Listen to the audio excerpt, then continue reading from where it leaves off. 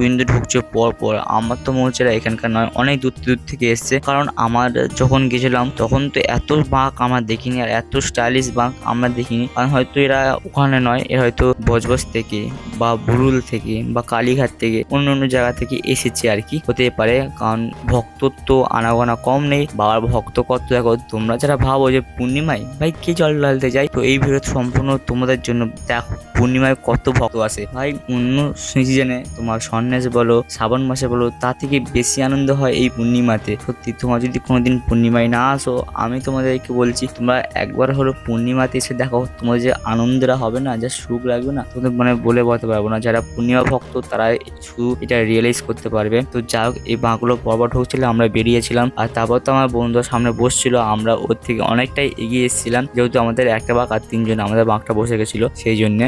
তো এখানে দাদা অনেকে ঢুকছে, অনেকে অনেক রকম স্টাইলিশ জামা প্যান্ট পরছে, বাঁকের সাথে বিশেষ করে খুব সুন্দর লাগছে। তো ভাবছি আমি এবার থেকে ওরকম ভাবেই জামা প্যান্ট পরবো, কারণ বাঁকের সাথে কিন্তু খুবই সুন্দর লাগছে। গাইস আমরা কিন্তু বড়কাছিতে প্রায় 4টার আগে পৌঁছে গেছি, কিন্তু বড়কাছি ধুতে ধুতে মানে 4:30 থেকে প্রায় 5:10-15 পর্যন্ত শেষ করা হয়েছে। আর তারপরে আমরা প্রথম জলটা ঢেলে দিচ্ছি, আর জল ঢালার পর আমরা বেশিক্ষণ দাঁড়াইনি। আমার একটা বন্ধু এসেছিল, ওরা এসেছিল ভুল থেকে, ওর সঙ্গে দেখা করলাম। দেখা করার পর আমরা বেরিয়ে এসলাম। তারপর বেরিয়ে আসার পর দীপরাও চলে গেছিল জল ঢালতে, তারপর আমরা ওদেরকে টাটা করে আমরা চলে এলাম। আর একটা বাঘের থিম কিন্তু আমার বিশেষ করে খুবই সুন্দর লাগছে। আর অনেকে তো বানটা দিয়েছে, বানটা বলতে কি জানো, এই যে 22 নম্বর যে ঘন্টা আছে না, ওর থেকে মানে 1 সাইজ কি 2 সাইজ বড়, ওটাকে বানটা বলে অনেকে, অনেকে অনেক নম্বর বলে, বাট ওটা কত নম্বর আমি জানি না। আমি 22 নম্বর পর্যন্ত জানি ওটা হচ্ছে বানটা। ওটা আই থিঙ্ক 26 নম্বরই হবে হয়তো। ওটা আমার একটা আছে, আর একটা জয়িতা কাছে আছে, আর আমাদের তো 22 নম্বর স্পেশাল ঘন্টা লাগানো আছে। আর এখানে আমাদের দ্বীপারে বসছে, তোমরা দেখতে পাচ্ছ বাঁক রেখে। আর আমরা সামনের দিকে এগিয়ে যাচ্ছিলাম। আর এখানে ভক্ত দেখো কত